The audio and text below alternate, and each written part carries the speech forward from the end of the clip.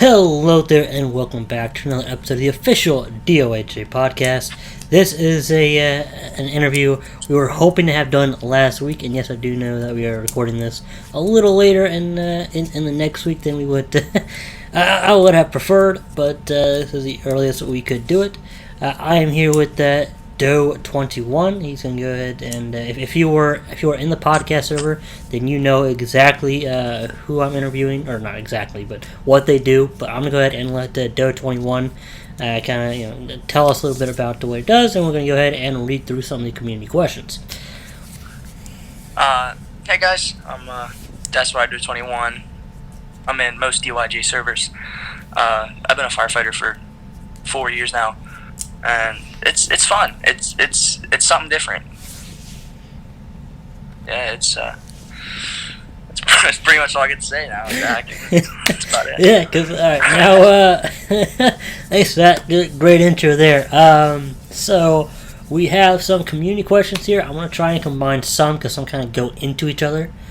One is one that's not exactly related to being a firefighter, but maybe it does a little bit. I don't know. I'm not a firefighter, so I don't know. But let me see, what was it? Okay, so we're going to start with the first few questions from Inbred Assassin, who has unfortunately left the podcast server. Hopefully you make your way back. If you want to join the official DOIJ podcast server, click on the second link in the description. That'll take you right there. And then you can ask us questions for the next interview. Next week we should be hopefully interviewing someone else. We'll let you know on that, though. I just got to set that up. So question, well, I guess I'll ask you all three, and we'll let you answer them at your will. If you need to be reminded of one, just let me know, and I'll tell you exactly why I will not do that. I'm kidding, of course. We will. Right. I'll remind you if you need to be. I'm not gonna. Not gonna force you to remember them and say good luck. All right. So from Inbred Assassin, we have question 1 for the firefighter on 424. Not sure what that, but okay. How has your station been affected by COVID-19? Question 2 was, has the risk heightened at all to get COVID-19 at all since the outbreak? And question 3, has the way you respond to emergencies or procedures at emergencies changed because of COVID-19? For question 1, new policies have been brought out. We wear masks now. We have to wear masks in the station. We have to disinfect all of our gear when we come back from emergency. It's pretty much just more safety stuff we have to do. For question 2, I don't really follow COVID-19 that much. I'm not really worried about getting it, but I know there's a higher risk for me getting it because I do run with emergency services, like that's our thing. And for question 3, that sort of goes with number 1. We just have to wear masks, have to constantly have masks on, constantly washing our hands, constantly using hand sanitizer, just constantly trying to keep ourselves clean. And the rig's clean. Every time the rig rolls out the door, we have to clean it as soon as it comes back in.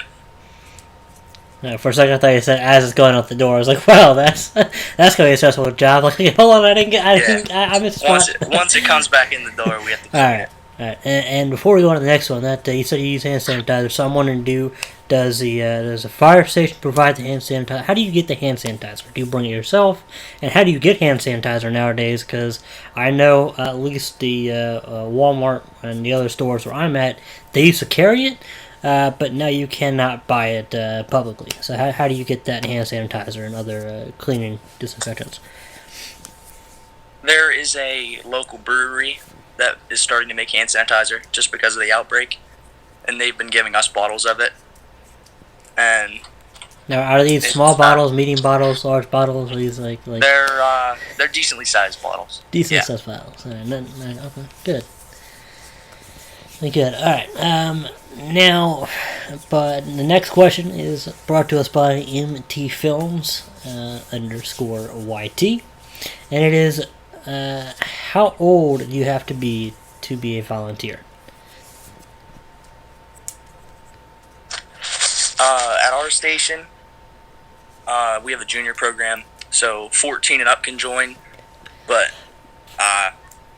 like in our state, we have specific junior laws and like there's regulations for what ages can do. So like say 14-year-olds can only like maybe help clean up after the scene's done, and like 16 and up can pretty much do anything except go inside the burning building. So it's pretty like spread apart. There's different rules for it. Nice. I think that's awesome, and I hope that people do still want to become firefighters and stuff, even throughout this COVID-19 outbreak. Yes, people do become of age to assist you, and even I guess whatever the minimum age to go. I'm guessing it'd be at least 18, 20, something like that, to actually go into the fires and become a full-fledged volunteer. Get your training. In the state that I live in, it's 18 to get all your certifications. There's So probably 40 by the time you actually finish, 4 different right? classes you have to take. You have to take intro to firefighting, intro to all the tools and stuff. I forget the legit name, but that's all you do. And then exterior firefighter and interior firefighter. Nice. Now, for the question that we are both excited to answer, it is brought to us by kitty underscore. I'm not sure how many underscores there are exactly in that name there. But it is, according to Kitty, it is for myself and Do21 to answer. And it is, what's your opinion about pea and mayo pizza? No, that is not P as in P-E-E, it's P as in P-E-A. So pea and mayo pizza. Do21, that's... I've never personally had it. I don't think I would ever eat it. Yeah, I think it sounds disgusting, honestly. I'm right there with you. With the never had it, never heard of either of those options on a pizza. Does sound disgusting, but you know what? Out of curiosity's sake, I would give it a shot. Honestly, I think I'm with you. I would. Just to see what it tastes like. Yeah, because you never know. I mean, it may sound absolutely disgusting, but you get that curiosity, and it's like, you know what? It might actually be good. Like, I remember this one time, we didn't really have much in the house, and, or maybe we did, and nothing I just wanted. That always seems to happen. But I saw peanut butter, and I saw a bag of Doritos. It's like the regular original flavor, whatever. And I was like, you know what?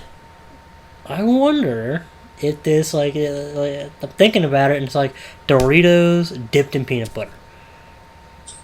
Yeah, like it sounds like it'd be disgusting, but it's actually not a sandwich, like legit dipped in. Like I probably could have sandwiched. I might have sandwiched one or two. I'm not sure.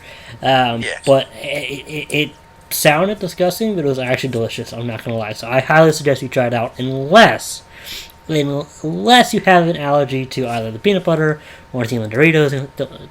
Don't do it if you have an allergy.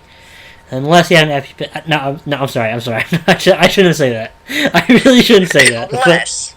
I was about to say unless I have an extended nearby, but service has a quick response time. yes. So, but seriously, don't try that if you have an allergy to any part of that. And the next quite few of questions is brought to us by Raining Soda 923. Oh, yeah, quite a few questions here for you, and I'm gonna actually kind of add. I'm gonna do one at a time here, as they are nice and neatly put. So, first one, and I'm gonna add some stuff on if I kind of think of it. I know there's one I kind of want to add something onto. So the first one is, what's the best and worst part about your job? The best part is just getting the adrenaline rush, riding on the rig, like just going out the door, full lights, full sirens, like it gets your heart racing. Like there's no other feeling like just having that much adrenaline. They're like just going into a building, flames pouring out above your head. Like that's just cool, man. Like you're running in, everyone else is running away. But the worst part is when you get there and you know the person. Or like the house, and it's a family member. But yeah, it's it hurts when that happens. It hurts. Yeah, well, hopefully all the calls you respond to in the future, then everyone will be fine, and just worst case scenario, minor injury to them, and we'll have a quick recovery. I can't say about the past. I mean, I hope that everybody has in the past. I'm sure there were some fatalities in the past. I can't say I hope that in the past they are going to be, but because past is past. Anyway, with that response, that makes me think honestly of this question, which is kind of 2 in 1 here. Where do you sit on the fire truck, and do you have a designated seat in the fire truck or on the fire truck? On our station, we have what's called seat assignments. So, like, your seat, whatever seat you sit in, you can sit in whatever seat you want, but you have to do that job when you get there. So, like, on our truck, we have an outside vet man, inside vet man, IVM, OVM, which is outside and inside vet man. We have can and irons. The irons would breach the door if necessary. The can would take the water can or foam extinguisher or whatever they wanted and go try and get a knock on the fire and locate the fire. The outside vent man would set up ladders, smash windows, do whatever they could to get air to the fire so it could be identified and put out. I'm guessing as a part of your firefighter training and all the courses, you're trained for each and every one of these positions. So that way it's... Yeah, we are. And do you have a favorite and least favorite of these positions, or can you not say here in fear of your bosses listening to this and then saying, you know what, he really hates this position, and he gave me a really shitty birthday present last year, or didn't give me one at all, so I'm going to go ahead and make sure he gets his position for like the next month. I really like being irons, because you can just go in, breach the door, and just go. Like, you immediately get to work. But, I mean, it's fun doing everything. But if the least position, I'd say the outside vent man. Because, you got to go up on the roof. You're risking so much way more. You're risking way more. Yeah, I can imagine that, yeah. Now, the next question is, what stuff do you guys keep on you, like tools and stuff, when you call to a scene? And since COVID-19, has any tools changed at all? Or, been added to your arsenal?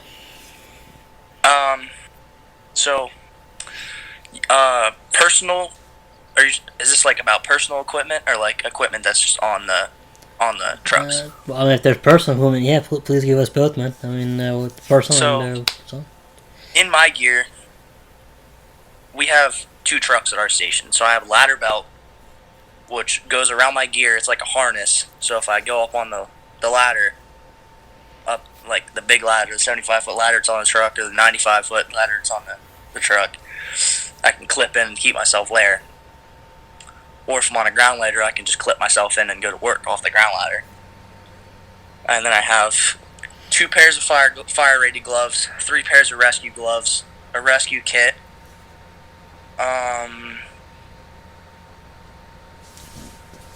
I forget the word for them. 2 hose wrenches.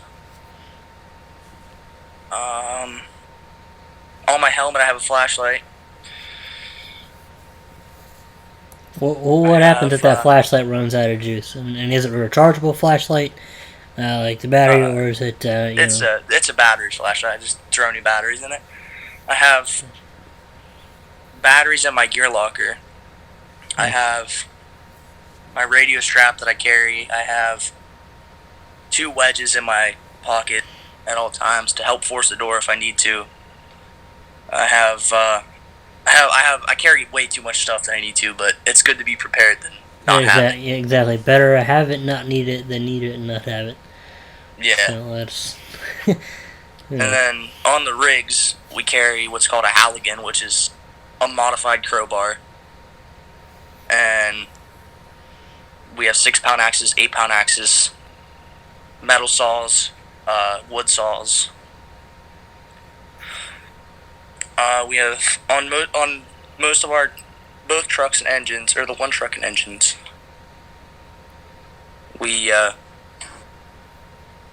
have 150 foot lays on the bumpers for bumper lines, and then both engines have 200-foot cross lays, which is like the people ripping them off. Have you ever seen like a video of the firefighter like ripping it off the back and just going toward the fire, like taking it off the side, like right at shoulder height?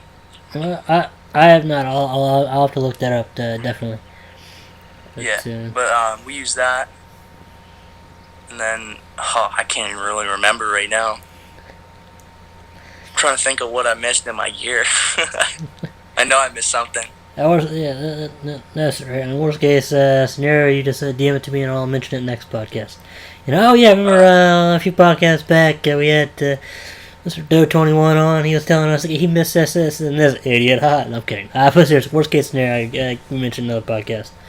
Best case scenario, you remember it now. Mid case scenario, we come back and then you tell us later on. So yeah.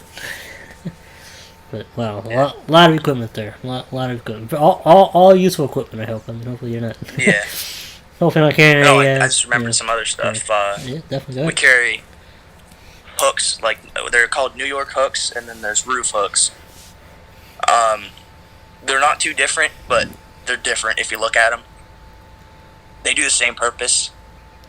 It's just personal preference which one you grab. Yeah, so it's more of the sex appeal towards it than the actual than the stats. Is that basically what you're saying? It's like, I like the looks of this beauty right here. Boss like, hey, you idiot, that one's better. And you're like, boss, I do the exact same thing. Yeah.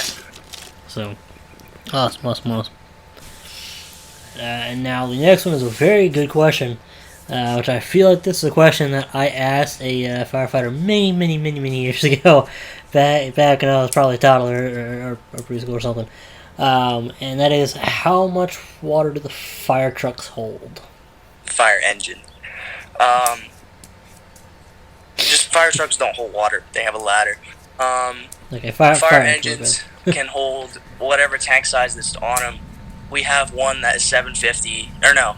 We have one that's 750, and our other engine, we have 2 engines and 2 trucks at our station. We have one that's, the one engine, which we call engine 22, is 750 gallons, and engine 21 is 1,250 gallons. Nice. But, a lot of water there. Yeah. This one is interesting, and now I would take it as all kind of interpretations here.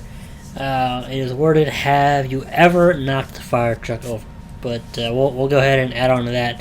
Have you ever knocked it over, or the fire truck or fire engine, or tipped it over and anything like that?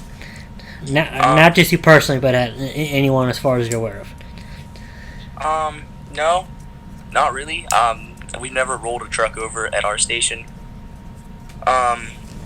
We've wrecked a few, but that's normal. If you don't wreck it, there's something wrong. We've wrecked it. Okay, now, hold on. You gotta clarify on what you mean by that. Because, again, just to quote Doe21 here, he said that we've wrecked a few, but if you don't wreck it, something's wrong. That's a direct quote from you there. So what exactly do you mean by you wrecked a few and the rest of that? Like we've had some that's like major damage. We've had some that's just like a fender or like a bumper replacement. But like if your company hasn't wrecked a fire truck, they're clearly. Yeah, so basically that you mean like you're not responding enough. You're not trying to get to the scene. Yeah, like you're not trying to get. You're not trying to get. So you're not trying to wreck it, but you're trying to drive carefully, but you at the same time trying to respond as quickly as you can, and you can't always be perfect driving while, especially in a big rig such as that. To be not. You can't be the Stig. Now that I say that, I would love to see the Stig respond in a fire truck. He would probably knock that out of the park. He'd probably go on like a trail and just like not hit anything. I mean, I don't know if you've ever seen a Top Gear show, but mean, No, I haven't. Like, well, the Stig is basically the best driver in the world, and like he's like fantastic at driving. Like it's you should look it up. It's awesome. But so he'd probably rock that fire truck. Like it's nothing. I would love to see that, to be honest. I'm not gonna lie. All right. Would pay if I had the money for it, but you know. Okay, now this one you kind of answered a little bit as we were reading through them as they came in, and you know I'd love to hear that response again because short-term memory, and I forgot what the answer. No, I'm kidding. I do have short-term memory, but that's whatever. So the question is, do you guys actually use a pole, and has anyone messed up and fell off the pole on the way down? At our station, we don't have a pole. Our station's like a one-story station, so yeah, we don't have the chance to use one.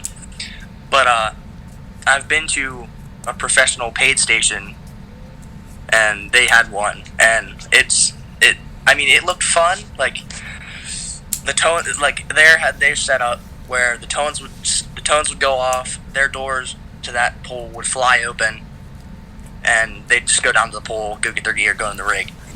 But I was gonna go down it, and it was straight, not like you had to pretty much run out onto the pole to get on it. Like it was scary. Like it was intimidating. Yeah, I can imagine. Not too big of a heights myself, much less having to run at a hole in the ground. I mean, I can. And I have to worry about, am I actually going to grab the pole, or am I going to miss, or am I going to just grab too loosely and then fall down? But so that would definitely be me. And the class that I am, I'd probably miss a pole entirely somehow. I'd probably pass the pole and just go like, oh well, there we go, hit the floor. The next question there is, are you worried about COVID-19? I mean, yeah, who isn't? Like, yeah, it's a new disease. Like, I've heard it's getting pretty bad. But I've heard it's getting better. To be everybody honest. should be worried about it, but there's no point on like really worrying about it because you're either gonna get it or you're not going to. Yeah, I mean, I hope that no one does get any severe cases, but then again, I hope everybody gets at least a minor case of it and gets better, so they have a little bit of immunity to it. But yeah, I mean, like I said, it's a new disease. Either you get it or you don't. And now we're not saying go outside and and throw parties and stuff. And I know which I'm going to get into something with that a little bit of discussion later on about that with you DOIJ 21. But definitely staying inside is helping stem the curve. Believe it or not. If you look at the death rates, and now I personally think that like the death rates and the fatalities, whatever, and the cases, I always feel like yes, they're up to date as to what they see, what they've tested, what they immediately know, but it's behind on how many there actually are because they're not able to test everyone at once. They don't know, and they're not everywhere at once, so it's going to be a little bit behind. But yeah, like it's been going down. Matter of fact, I think in Colorado. There was they had a peak of 30 something in the past few weeks, fatalities from COVID-19, and then sometime last week they were down to 2. And I think that was a day, by the way. No, it was a week. No, it was a day or something so now they're at 2. So that's great. I see one person typing in a question right now. So we're going to go ahead and ask the last question from Raining Soda 923. Yes, that's right. A lot of these questions have been from Raining Soda 923. So thank you very much, Raining Soda, for giving us these wonderful questions, as well as MTF, Kitty, and Bread Assassin there. So last one from Raining Soda, as we wait for the other guy to finish his, is what vehicles do you use apart from the fire truck and the fire engine? And to add on to that, how many of each vehicle do you have? We only have 2 fire engines and 2 trucks.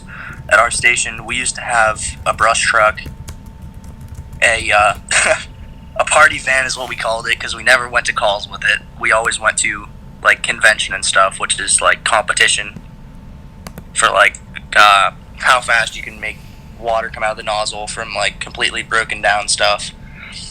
It's like it's like NFL for firefighting. But yeah, we had that. We always called it the party bus, and we had a utility vehicle for a long time, and we got rid of it. And we had like a little UTV, but it was old and started rusting apart, so we got rid of it. So now we just have, and we used to have a tanker, and we got rid of it. So now we're just down to 2 engines and 2 trucks. Dang. Alright, wow, that's well. At least you still got those. Yeah. So, let's see here.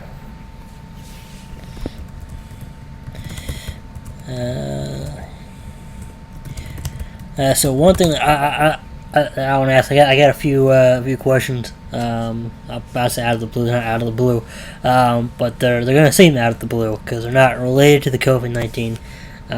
But does your department or your area have like softball?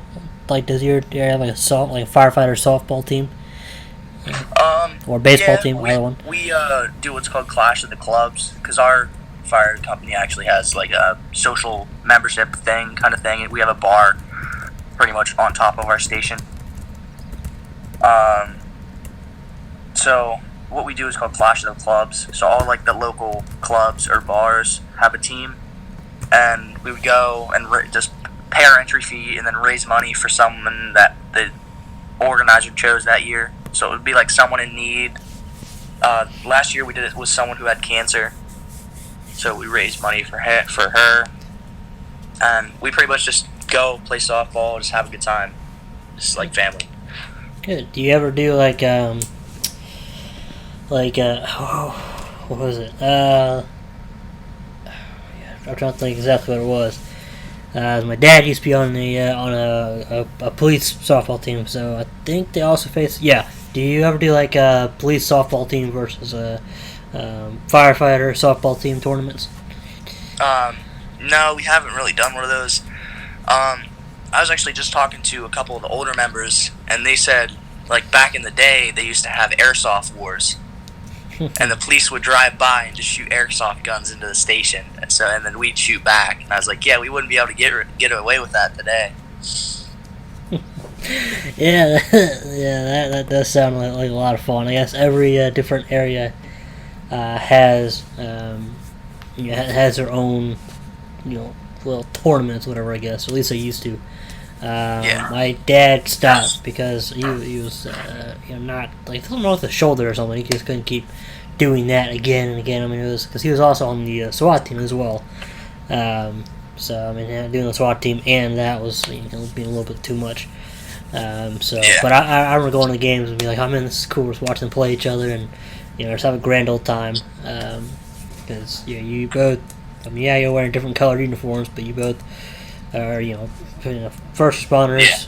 That's cops, fire EMS. All bleed red, white, blue, or blue, whatever you wanna call it. And then so Forza 321 just posted a question here. Which you told me when I was setting up this interview. Are you an engineer, captain, or firefighter? I didn't put it in so many words. That's not. I didn't put it in so many words, I don't think. But that's the question. So again, it's: are you an engineer, captain, or firefighter? I'm just a firefighter. I'm hopefully in the next couple years I get captain, but I don't know. It really just depends on the chief. The chief just picks his officers for the year. My dad, who actually still runs with the same company as I do, he's the first assistant chief. Nice. So now I'm guessing there's not any favoritism in there where he's like he's trying to nudge you up to the captain spot. Or is he? Hopefully not. I already told him treat me as fair as possible, and if I do something wrong, make sure I know it. And pretty much everyone at the station knows that. Like, there's no favoritism. Good. I like that. That's what I think it should be, And, that's awesome. Make sure you earn your way, even if your dad is, or even your mom, or whatever. I mean, I know you said your dad, but I'm talking about just generally anybody. Yeah. It is in charge, or close to person in charge. You should be working your way up there. So yeah, there's that. So oh gosh, one more question for you. I forgot what it was. I can't remember if the fire EMS guys used to do this at all. I know the cops in my dad's county used to do it every single year. It was like they'd have some kind of let's see here. One second. I mean, it's been years since I've even seen one. So let me just see.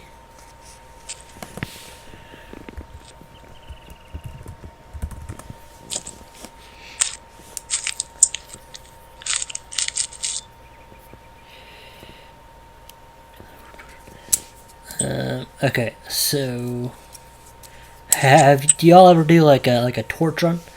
And basically, a torch run is to raise awareness and funds for the Special Olympics movement. And yes, I had to Google that right there because, like I said, it had probably been at least a decade since I even seen one. I thought they stopped, to be honest. But so, do y'all do stuff like that? No, no, I've actually never heard of that. But no, I haven't done anything like that. Like, we do fundraisers and stuff, like gun drawings. And we just place our company out of service for the day, get another company to come in and stand by. It's a pretty big thing in our community. That's what we do for fundraisers and stuff. But other than that, I really haven't heard of like a torch run. Yeah, I don't think I've ever actually seen or heard of fire EMS doing it, but I don't know. I know law enforcement does it, according to according to Google. They're still doing it to this day, which is great. So that's that. So and this is now back to the whole COVID-19 thing. I just want to get off that topic for a minute, kind of break that up. Throw you off track here, so I'm going to throw you back off track again. Because I'm evil that way. Mwahaha. But seriously, about this whole terrible pandemic here. What was it like? What are the differences in the community that you've seen versus, back before this pandemic started, through the lockdowns and even to today? And is your communities, are they still on a lockdown? Are they still on a quarantine orders? What's going on with that? So my community is still currently on lockdown until May 11th, and then our governor has it set up in stages. And we're in red stage right now, and we're going to be back down to yellow stage. So we're not going to be in lockdown in our houses anymore. But we're still going to have to follow some rules. We're only allowed to have technically 25 people as a gathering. It's going up from 10 to 25.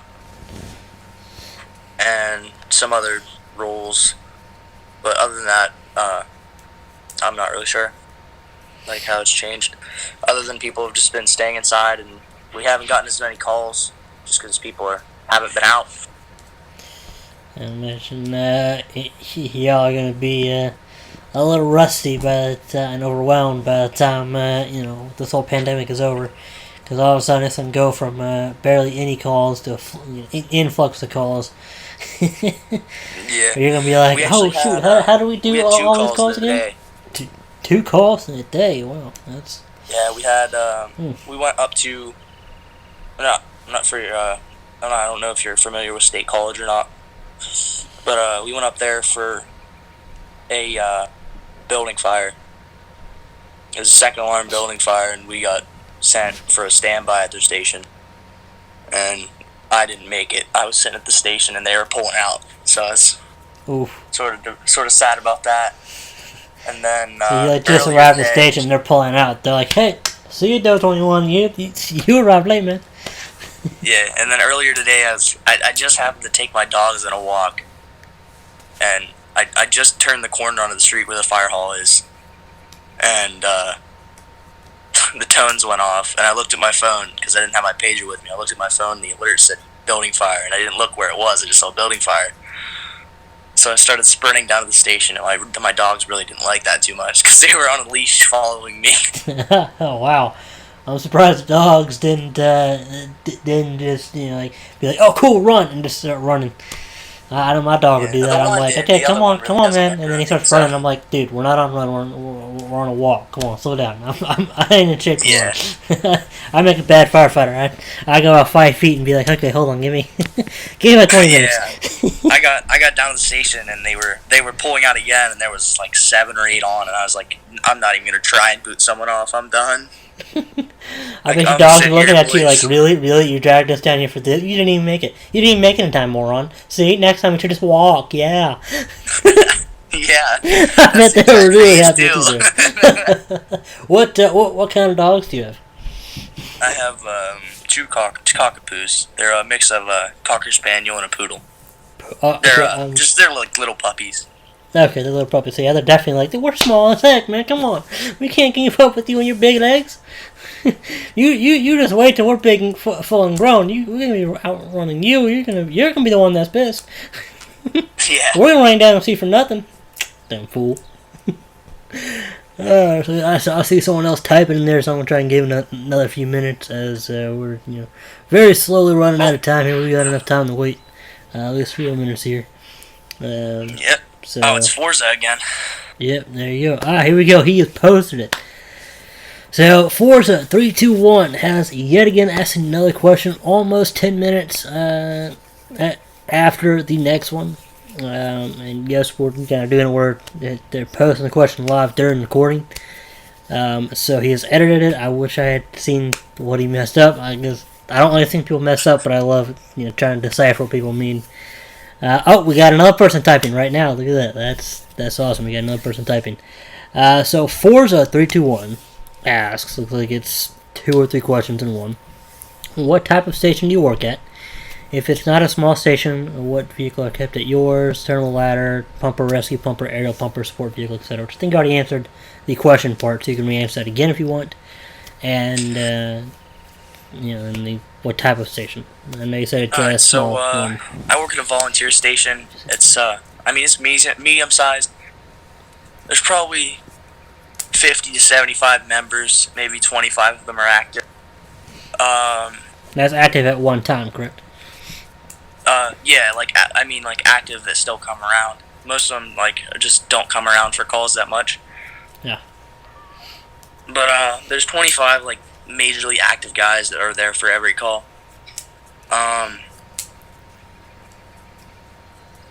We have 2 engines, a Quint, which is a ladder truck with a pump on it that carries water, and then we have a truck. The Quint is 75 foot long, and our truck is 95. Nice. And yeah, a Quint's pretty much literally an engine and a ladder truck having a baby. It's oh my god, voice crack. But hey, voice crack happens to everyone. So. Yeah, but it's an engine and a truck mixed, a Quint. So yeah. Awesome. All right, now I'm going to have to add more detail to this as the way this next one is worded. This one is actually brought to us by one of our staff over here in the server. He is a podcast chat assistant. So he'll be looking at the comments whenever this is posted over the course of the next week. And so it is Baseball Guy 22128. Boy, when I changed his name, I was stressed out that I was going to accidentally forget a number, add a number. But anyway, Baseball Guy wants to know, what are your hours like before and now? I'm guessing he means before the pandemic and, well, now. So, since I'm a volunteer, it's pretty just scattered. Whenever the pager goes off, you run, if you can. So, before we were getting calls maybe every 2 or 3 days. Now Just today we had our first 2 calls for this week, so Wow. it's pretty scarce. You don't get as much time in the station. Yeah, we don't have that many calls now, so you're not always there. Like it's very scarce that you're there. Yeah, so that gives you time to to get some time with your dogs and whoever else might be at your house, if there's anyone else, I don't know, but yeah, so that's cool. And I wonder, because you mentioned you like just got your first 2 calls a week, like what today, so you like barely get them at all each week now, and with that, do you now like take out the fire trucks and fire, all that? Do you take them like around the block to keep the engine still running and keep them going, or do you just leave them idle, turn on the engine, and just let it sit there for now and then? Yeah, we've been doing more of that. We've been doing more drivers training and getting them out, driving them around, and just like trying to keep them running.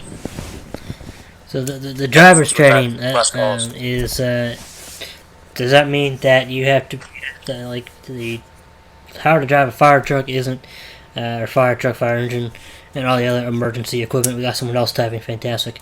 Is that not involved with or included with the the firefighter training, or like do you do it separately after that? Like, do you have to become a firefighter and then you get the firefighter training and then you can drive the fire truck?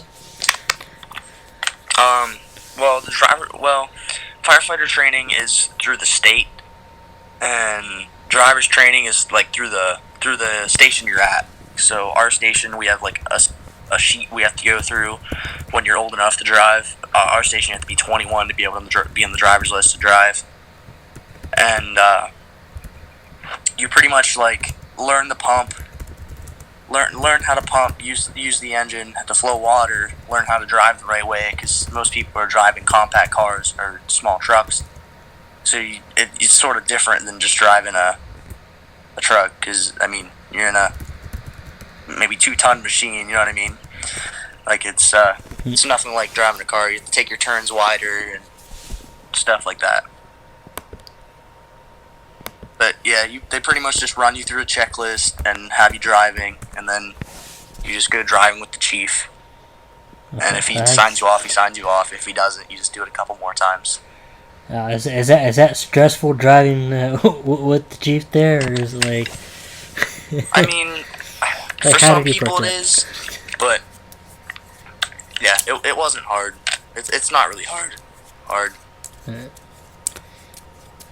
I mean, so how did you go about preparing yourself to drive with the chief? Because you're not just driving with like, I don't mean to be disrespectful at all, of the ring. You're not just driving like a captain or something. You're driving with the chief, like the head honcho. That's got to be like, don't want to mess up. Like, yeah. Don't press the brake when I'm in the gas. Don't put it in reverse by accident. Like, how do you prepare yourself to make sure that you're calm and collected? My dad has helped me a lot with that, because he used to drive like 18-wheelers for a living. So whenever he drives, he just hops in something and goes. He's not scared to. He doesn't, like, as long as you don't hesitate, you'll be fine. Like, that's the main thing. You just have to be comfortable with it. If you're not comfortable, you're not gonna make it. Alright. Nice. And I went to school we have like a tech school that are our high school options, and I went to school for heavy equipment operations. So I learned how to drive bigger trucks and stuff like that. So I already knew some stuff that I needed to do. When you did that, so when did you know that you wanted to be a firefighter? Pretty much ever since my dad started letting me hang around the station. Which was how old? He's always had me there. I mean, like... So, since you were about a toddler. Some people say the day I was born, I was in there, man. Like, it was... Like, I can't even remember. I was probably 4 or 5 the first time I started going in there and actually hanging out. That you remember anyway. I mean... Yeah, that I remember, yeah. Yeah, so, alright, that's cool. So, basically, when you went to the, heavy equipment operating training, you knew exactly why you wanted that. You wanted that so you could, have a better chance at driving that fire truck correctly. And so you knew that it wasn't to get your CDL to be a trucker or to be some big machine operator for construction company, what have you. You knew, okay, this is for I'm gonna be a firefighter, so I'm gonna get this training so I can drive the big trucks and hopefully not wreck it. Yeah, I mean, like, operating equipment was fun, but like, it's not something I want to do every day. Like, honestly, if I could, I'd go become a professional firefighter right now. Like, that's just what's fun to me. Now, why can't you? Is it because you haven't served the however many years as a volunteer first, or is it because due to the COVID-19 outbreak there is no funding to hire more firefighters, or did you just not have that funding there in the first place? I'm not trying to diss your state or anything. Some counties don't have much funding. I know. Our county's pretty much all volunteer. So if I would want to go become professional, I would have to move away, pretty much. And I really don't feel like doing that just yet. You know what I mean? Yeah, I get you. You got your family there and all that, and this is your county. This is where you grew up. Your family is there. You want to, keep working there as much as you'd love to actually get paid for it. But at least you're doing something you love. So there is that aspect of it, which is great. You know what I mean? As long as at least one time in your life you do something that you absolutely love as a job, whether you get paid or not. As long as you're enjoying life at least one point in time for at least a good few years. So that's good. Looks like we have no more questions from the community. So I don't have any more questions for you. Thank you so much for joining. I would love to talk about something else, but we were actually running low on time here. We're just gonna go ahead and cut it. So thank you so much for joining DOIJ again. DOIJ is a volunteer firefighter at some department or some county. I guess that's some department in the United States of America. That's all the info I'm gonna give you. If you want, you can try and find him. Good luck though, because you're not supposed to be going anywhere. So if you just walked out that door, you just got in your car to go find him, get back inside. You're not essential. And if you are essential, thank you for being essential. So thank you, DOIJ, for doing what you do and volunteering and loving it. Because that means that you're gonna be better at it. Because if you don't love it, I'd imagine you're gonna be complaining in your head like, ugh, I gotta drag this, I gotta do that. Your mind isn't gonna be focused on what it needs to be. So thank you so much for what you do. That's where we're gonna go ahead and end it. Before I end it, if you want to join the official DOIJ podcast server, click on the second link in the description below. And if you want to join DOIJRP, go ahead and click on that second link as well. Go up to how to join DOIJ. Oh, no, hold on. Is this what I think it is? Or okay, so you already answered. We're actually going to a question literally just came in. We do have about, I'd say, another minute to answer this, so we're gonna go ahead and make this quick. How long have you been in the department for? I've been in the department for 4 years now. That's pretty much it. I've been here for 4 years. 4 years. That's awesome, and loving just about every minute that you can of it. Obviously, you do have your lows as a first responder, as I'd imagine you've had your share of fatalities or severe injuries, or even a great place you used to know, or you used to know a person that lived there, worked there, whatever, burned down, whatever, as you are a firefighter. So if you don't deal with fires as a firefighter, what are you doing? You're just a fighter or something. So that is it. That came in quite last minute there. So thank you to thank you, DOIJ, for doing what you do, being a firefighter. We really appreciate you.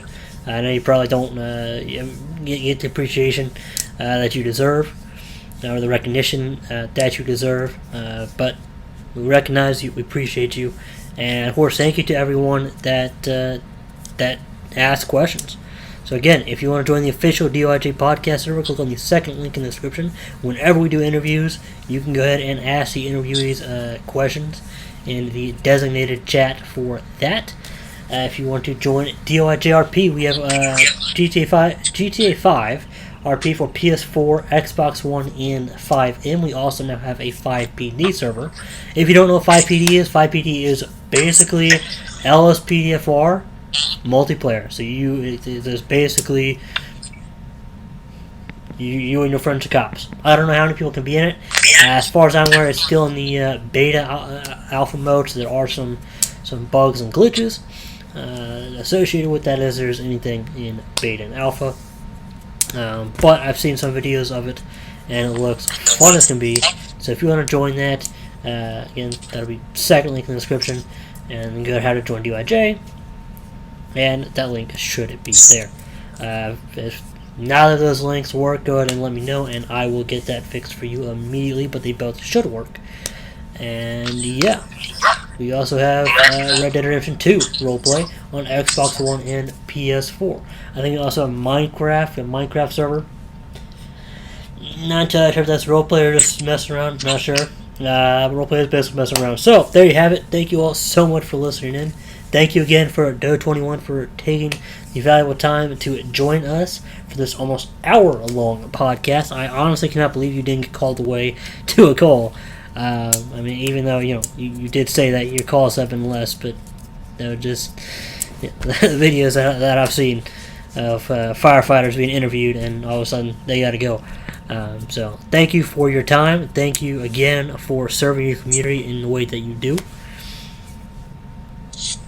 Thank you for letting me be on here. Absolutely, anytime. So yeah, there you have it. Thank you all so much for watching. Stay tuned, stay awesome, and as always, we will catch you later. Have a good one.